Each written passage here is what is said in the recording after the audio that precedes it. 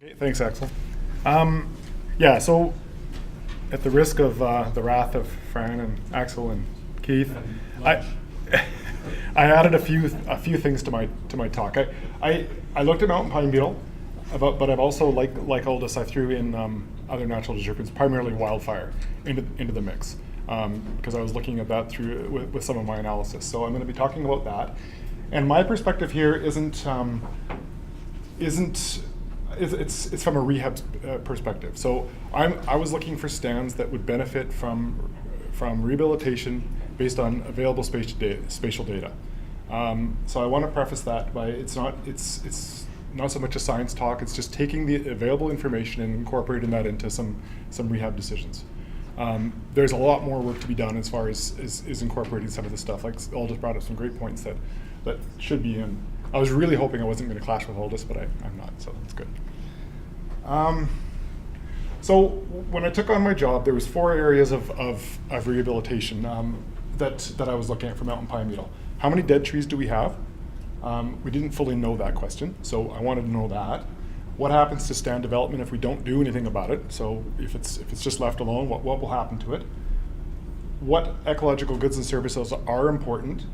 Where are they? Have they been affected? Are they at risk?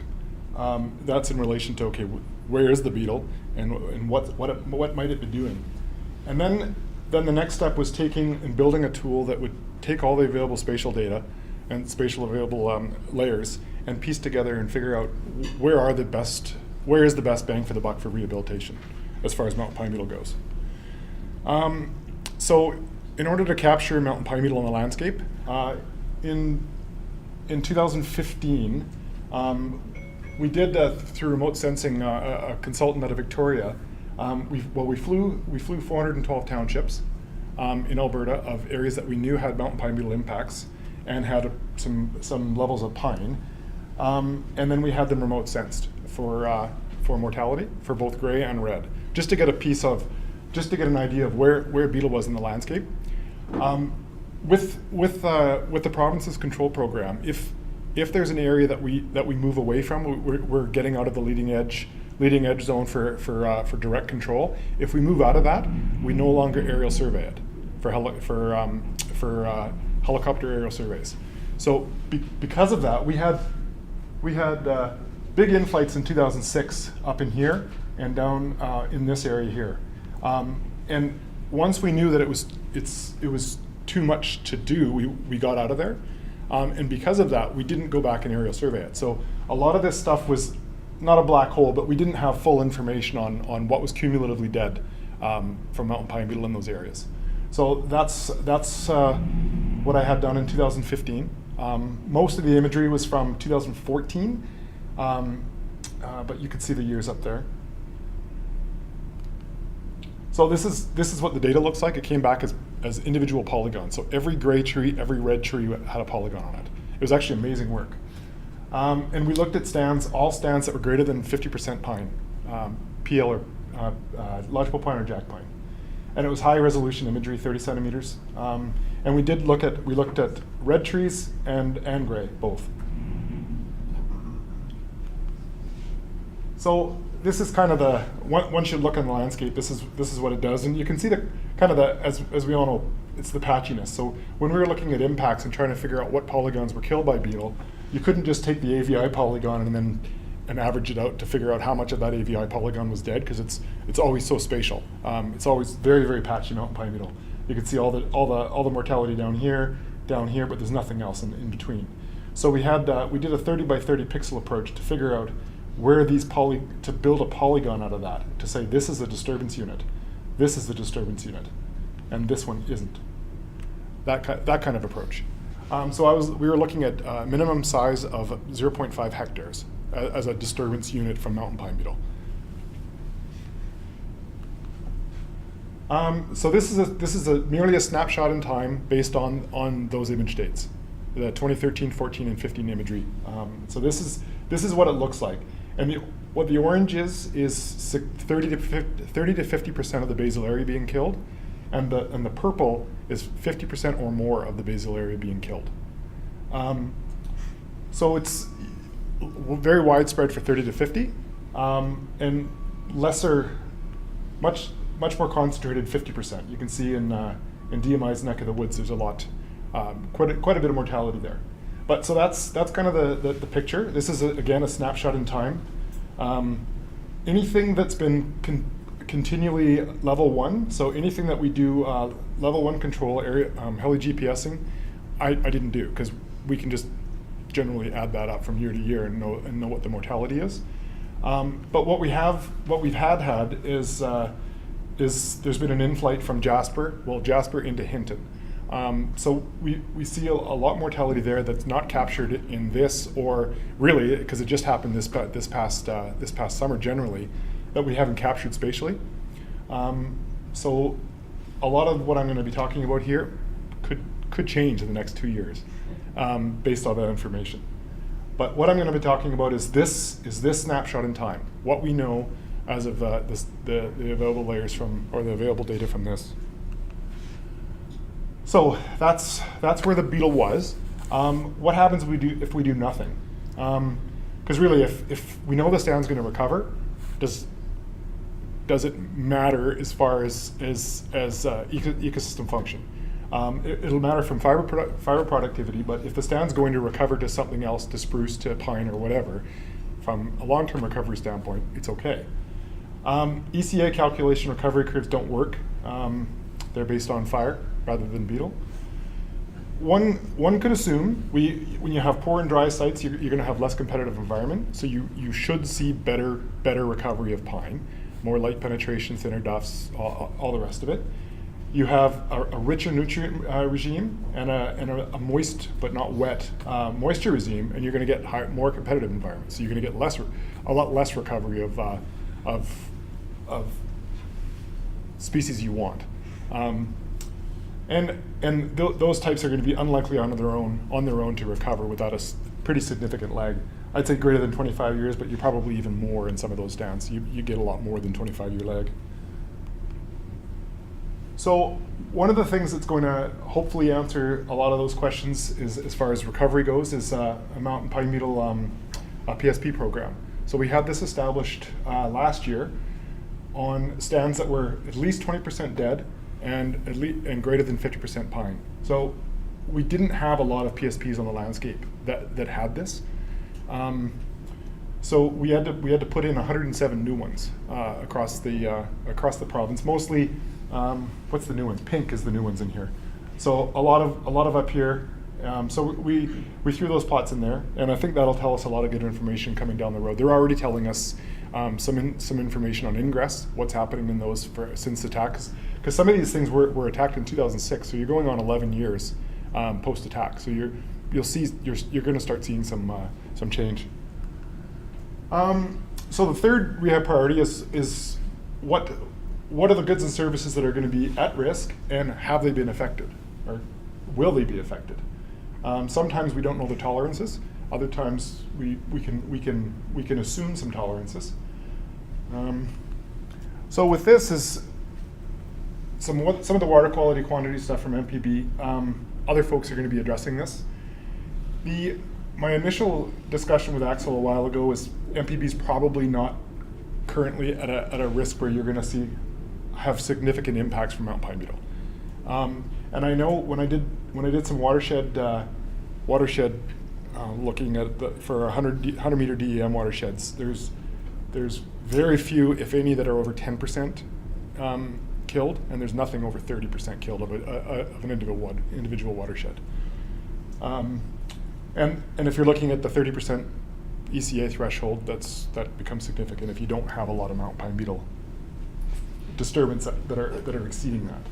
So, but definitely right now we don't know enough to incorporate it into a decision support tool.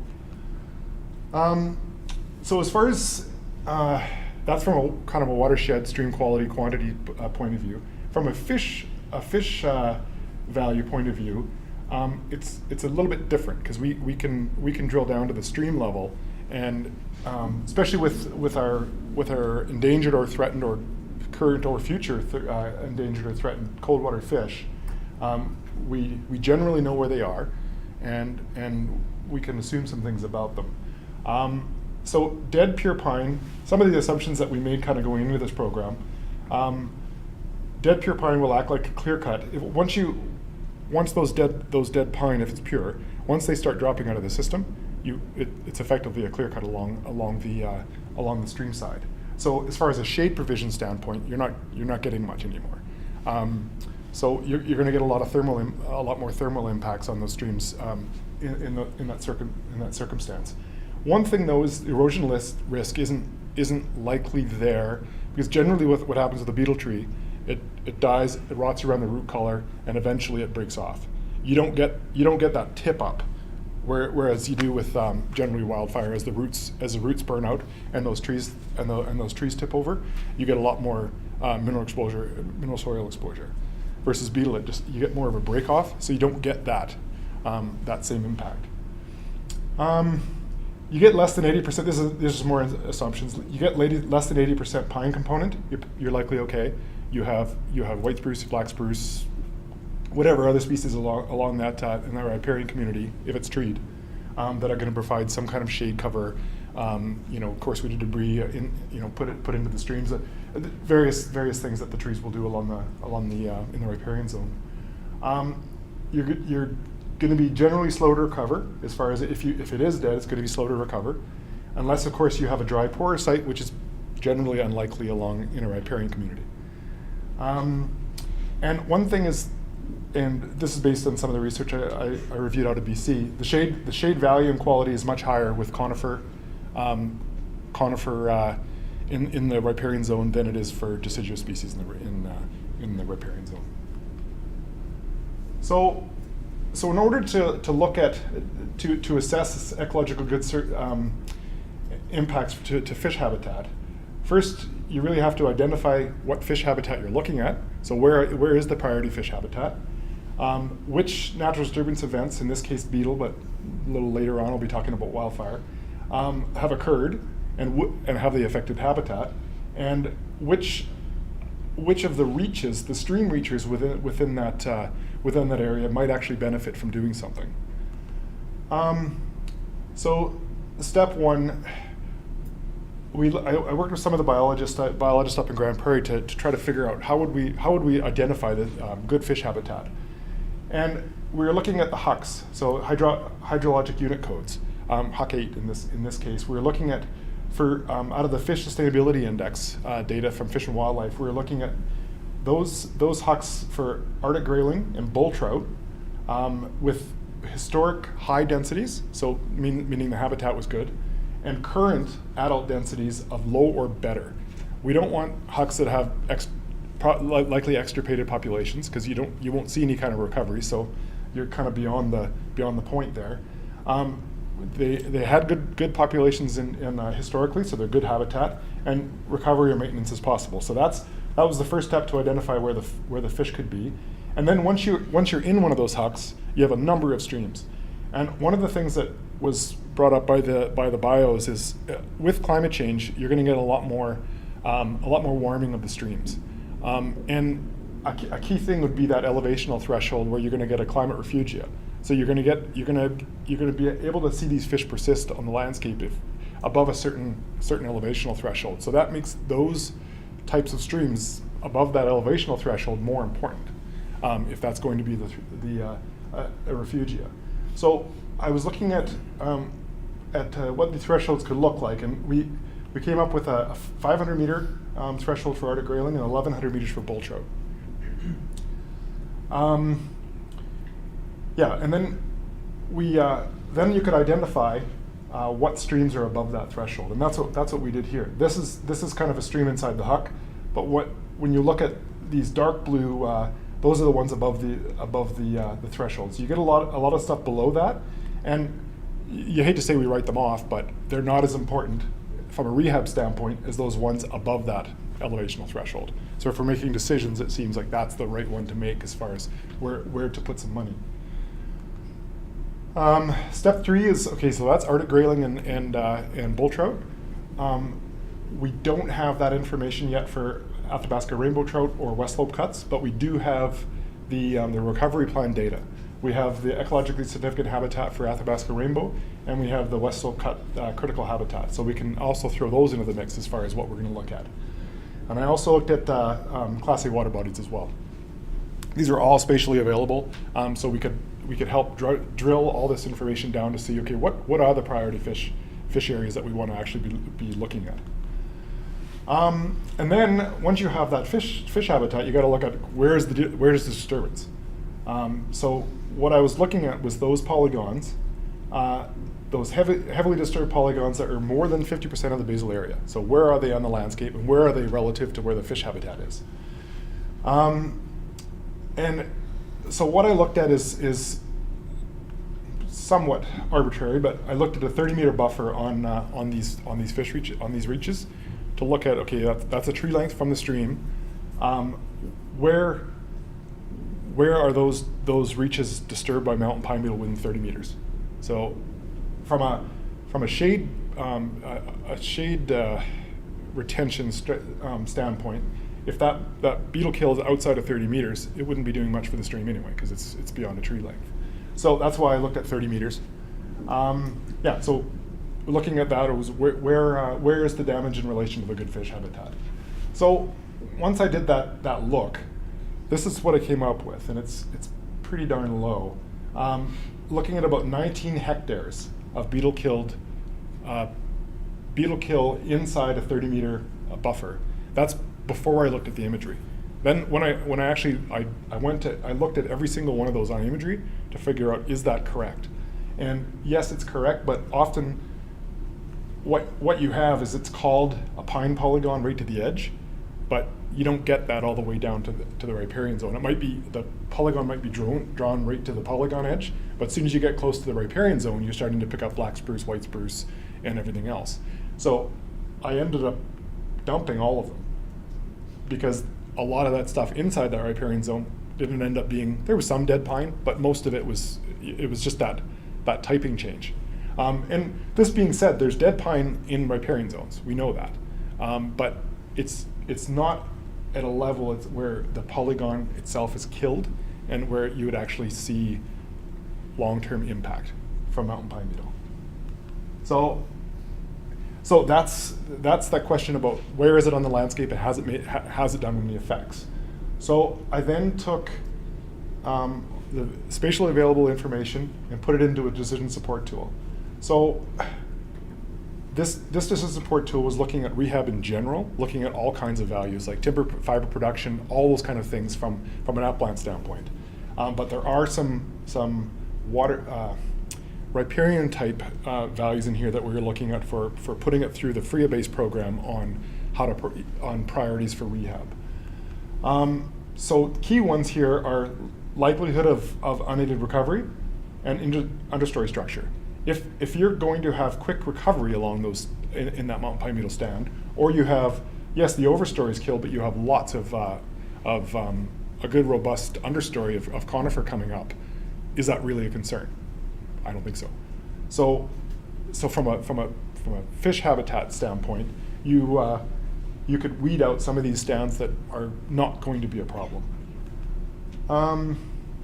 And the only thing I want to show you here is just one of the inputs was that bull trout, Athabasca rainbow, and Arctic grayling as a species of concern, and that was one of the drivers in the rehab prioritization. So the bottom line is, do we need to do anything from a rehab standpoint to mitigate loss damage from mountain pine beetle? And I would say no, not currently, with the caveat that we haven't seen all the damage from last year's in-flight in the Hinton area. But currently what we have from a snapshot based in 2015, I would say we don't, there's no need to do anything from on a rehab standpoint because of mountain pine beetle. So if I just left it at mountain pine beetle, I'd be done. But I looked at, because of this information, I kind of started thinking, okay, what about wildfire? There's got to be some impacts from wildfire to both fish populations and to watershed function, i.e. water quality and quantity, that perhaps we could expand the rehab program to look at that, to look at what impacts are from wildfire. One last slide. This was some work done by Terrain Works for us, White Mud Creek, which is up by north of Peace River, I think, by Manning, is that right? This is kind of interesting information, because what it did is they did some modeling to look at along a stream, and they modeled like a 50% reduction of basal area to look at what kind of watt hours per square meter you would have. So what kind of thermal impact you would have on that stream. So it's another way of looking at things that we could, because you would have very different. And it might be another thing to throw into the mix if we have a lot more mountain pine beetle damage adjacent to streams, where you could look at, okay, is there actually thermal pollution? I hate to use that word, but where you have an increase in radiation causing a temperature increase in the stream, which might push out things like bull trout, which have a very low temperature tolerance, and it might push out a lot of these things. So this is another tool that we have in the future. We don't have coverage across the whole province, but it's something that we could potentially do on specific sites. But you do get you get definitely different thresholds of thermal inputs based on groundwater streams versus surface water streams. You would definitely have different thresholds. So that's the mountain pine beetle look. As far as fire, I have other natural disturbance, but I'm going to talk about fire, not anything else right now. So potential fire impacts, we all know what could happen. We have shade. Aldous talked about it a lot. You have increased sedimentation. You have flow rate change. You have all these things. Loss of canopy, loss of thermal protection, all those kind of things. And given the status of our cold water fish, I wanted to have a look at that as far as an assessment. And I also wanted to look at based on drinking water quality, and I'll talk about a bit more about that. So we know that the fish habitat I talked about in the mountain pine beetle, so that remains the same. The same assessment would remain the same for wildfire. But stand recovery changes dramatically with wildfire versus mountain pine beetle damage. We know certain strata recover very differently, and so what strata gets burned has a significant impact on whether or not the habitat's been impacted. So ECA recovery curves, equivalent clear cut area. Recovery curve. So the government took a bunch of PSPs and derived from natural stands to derive this information. And again, it's not applicable to mountain pine beetle unless you have rapid kill, full kill, and rapid fall down. And then you might be able to apply these curves. Otherwise you don't, because it's just very different mechanisms on killing, very prolonged in the case of mountain pine beetle. So it's not apples to apples. And ECA percentage is assigned based on stratum, TPR, so the site productivity, and stand age. And what I want to show you with these is just, because like I said, like different strata burn at in different recovery for different strata. Some strata, if it burns, perhaps it's not an issue. Other strata, if it does burn, it becomes more of an issue. So I use these ECA curves, and generally what you see is that the flatter the curve, that just means it takes longer for ECA to recover. 100 being equivalent clear cut is 100%. 0 is it's a natural undisturbed site. So the flatter the curve, the worse it is for recovery. The steep curves are very good. You get very quick recovery of those strata. So looking at pine and pine mixed wood and definitely deciduous, you get a much quicker, you probably get about a 10 or 15 to 20 year head start on these strata than you do for these strata to get down to it at the minimum an ECA of 30. So you get a great head start with lodgepole pine, jack pine. I mean, it's serotinous, so we all know that. And then with mixed wood stands and deciduous stands, you get a lot of suckering quickly. So you get a lot quicker recovery. So this tells us from what burns matter standpoint, these pure spruce strata and pure white spruce strata become very important. When they burn, they recover slowly. So that's that's a key take home from this slide. Yeah, I just talked about that. So those pure stands, those greater than 80%, white spruce, black spruce, and FB, but we don't have a lot of pure FB stands out there, balsam fir. But they will endure a significant lag before you get full recovery. So, in other words, like once you have those kind of stands in the landscape, your stream impacts generally you would think would be longer lived than you would if you have quicker recovering strata against your close to your streams. I think you could make that assumption. And definitely high quality shade, conifer shade will be slow to recover on those sites. So if you're looking at fish value, that becomes an important standpoint. So again, what we're doing, what I wanted to do for looking at cold water fish habitat, I identified those fully burned wildfires, fully not partial burn. Partial burn, what you're going to get is you're going to get lots of spruce seed nearby, so it's not really a concern from that. You're going to get lots of in seeding, and to Ellen's talk at the AGM, they talked about some of the EMEN findings where you're helping maintain conifer dominance in partially burned wildfires. So you're to that, and then you're also looking at. The reason I picked 5 years is anything older than 5 years, you're starting to get on that successional pathway that it's going to be very hard to do anything about if you want to change it anyway. It's well on its way, and you're going to have to use a lot of horsepower or intervention to actually change that path to something else. And then again, I wanted to look at, from a fish standpoint, where are those fully burned wildfires within a 30-meter buffer on those, again, the high-quality fish habitat that I've already pre-identified. Looking at, okay, where did the wildfires burn within 30 meters of those? The next step was to look at, okay, how much of that wildfire in that 30-meter buffer was actually in those strata that will be slow to recover? Because those are the ones, if they're going to be quick to recover, is there any point in going there and doing anything about it if they're going to be fairly fast to recover? I would say no. But if it's a slow recovering strata inside that buffer, perhaps it's more important. So that's kind of the thought process behind that. And then again, once you have those results, manually look at them through imagery and through a biologist to figure out, okay, is that a concern? You have some burn along some of the stream. Is that a concern from the watershed in general? Will that do anything to the fish populations if the vast majority of that stream has no impact at all? Well, you probably don't need to do anything.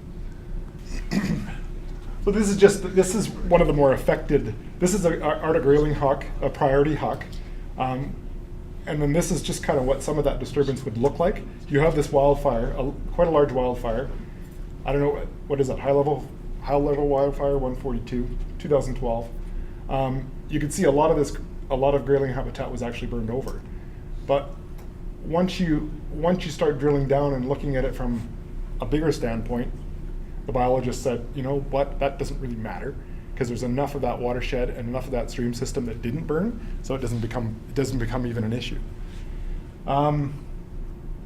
Bull trout, what you get is this real, and this is to my point. Sure, this burned, but do those small little bits matter? Would you go in there and do work in there to fix that? I would say no. Looking at these streams and talking to the bios, they say, well, big deal. If that's it and the rest of it's good, it's all fine. So wildfire impacts to fish habitat. What you have from wildfires from 2011 to 2016, you actually have a fair chunk of 30-meter buffer burned. You have 1,500 hectares burned in that type of buffer. Once you look at, okay, what are the strata that actually, what is that composed of? Once you start looking at B, C, and D density, so anything greater than 25% crown closure, of pure white spruce or pure black spruce, that number drops like a rock, down to 135. And then once I actually look at it under imagery, that number dropped to about 56 hectares of burnt fish habitat. And all of that, when I went over with the biologist, all of that 56 hectares, he didn't see any issues as far as from a fish standpoint, doing anything about it. So it was interesting to go through this process, and really what we're looking at is it's some Athabasca rainbow trout got burned over, but nothing on slower recovering strata. And the same thing with all these bull trout. You had 79 hectares of buffer above 1,200 meters, so some important habitat. But again, only 3 hectares were in that slow recovering strata. So from a rehab standpoint, there's not a lot of reason for direct fish stream purposes to actually do any rehab. So again, this is very texty, but what this is just, I wanted to then look at wild watershed function. So I went from the individual stream layer, so drilling down to a stream, is that an important stream to do any work in? And then I brought it out into a watershed. Okay, so talking to some of the fish folks, and they said, maybe there might be a reason if in some circumstances where you'd want to do something to the reach, but we would want to see what were the impacts to the watershed in general before we made those choices. So I used 100-meter DEM watersheds, and then I looked at those fully burned wildfires that are not likely to quickly recover. So those strata, the pure black spruce, pure white spruce strata, and then figured out where are they in relation to the watersheds. So let's see here. One of the things I looked at for the provision of consistent high quality water for habitat or as an input to surface water utility, I use Aldis's forest surface water utilities data. So I use those. A lot of these small communities in big communities. Fort McMurray has a water treatment center. Red Earth. All these small communities around the province have these water treatment centers, and they become important based on Aldis's work. That you're seeing a lot of this sediment impulses. You're seeing a lot of water treatment issues resulting from these wildfires. So you have to look at where is the wildfire in relation to some of these water treatment units to find out is it an issue or not. And some of the things we had one, on the Fort McMurray water treatment center is on the Athabasca River, so it's a massive watershed. So would fire in a 25,000 hectare watershed that fed into that have any impact at all on that water, the water treatment center, if it's being fed by an entire massive basin that covers 1 million hectares? I'm probably more. And then again, a utility located upstream of a disturbed watershed, is that a concern? No. And in the case of when I talk to some of these some of the environment and parks folks, oftentimes you'll have a large lake above these things that actually help settle out. They draw from the lake, so it actually helps to settle out a lot of the sediment and everything else before it actually enters the water treatment. So it kind of depends on where these utilities are. Do I need to talk about this? No. So when I looked at wildfires in any strata, so that was the case for slow recovering strata. When I looked at where did wildfires occur on the landscape, so there were lots that were more than 10% of the gross area, but using the 30% ECA threshold as a guide, there was 66 watersheds that had more than 30% of the gross area burned. So about there's in those watersheds there's about 1.6 million hectares of gross area. So there has been a lot of impact, likely impact within those watersheds from wildfire. But when you start drilling in there, only 4 of those 66 watersheds contained fish values burned over, and only 4 watersheds contained a relevant surface water utility, where you would actually have some potential impact downstream to a surface water utility from that fire. So, and I think a couple of these were actually overlapped. So I think it's like 6 watersheds out of the 66 that you would actually have a potential negative impact.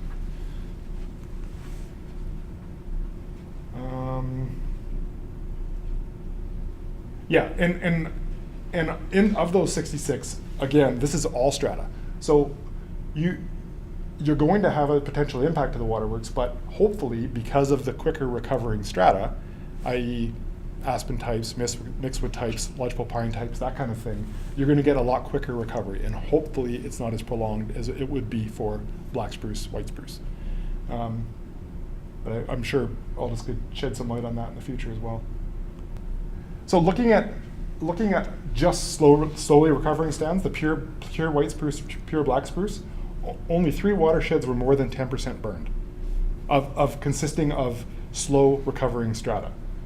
And none of those 3, one of them didn't have a surface water utility present or didn't have fish values, and only two of them had actually a utility present, but neither one of them were problematic. So from a slow recovering stand strata point of view, there really weren't any identified risks associated to those wildfires. So there's no real need to do anything as far as water quality quantity standpoint for the surface water utilities, or from a identified fish habitat standpoint. And I actually talked to the operators of these things, and there actually was no increased turbidity since the wildfire. And these are just some of the things. We didn't get into nitrogen or phosphorus, those kind of things. But just looking at E. coli or coliform, they didn't see any increases due to that wildfire in the years since. That was that Red Earth Creek one. So again, it's from a rehab standpoint, looking at these fish values that might have been impacted, or from a watershed provision standpoint, it doesn't appear that we would pursue rehabilitation at this time because of this. This is again a snapshot in time. These are 5-year-old fires up till 2016. Next year we might get a massive fire that burns over huge amounts of very highly important watershed. We just don't know. Yeah, so I think I've said all this. Yeah, so really what this does, so this is a snapshot in time. It's what I think this overlook provides is just a framework for looking at future disturbances. And once you have a beetle disturbance or a wildfire disturbance, there are spatial things we could look at to find out, do we need to do anything about it? Are the values at risk that we actually see some potentially tangible benefit to rehabilitating? But yeah, from my perspective of what I've looked at for the current snapshot, there's not a need to do rehab based on mountain pine beetle or wildfire for fish and hydrological values. So that's my take.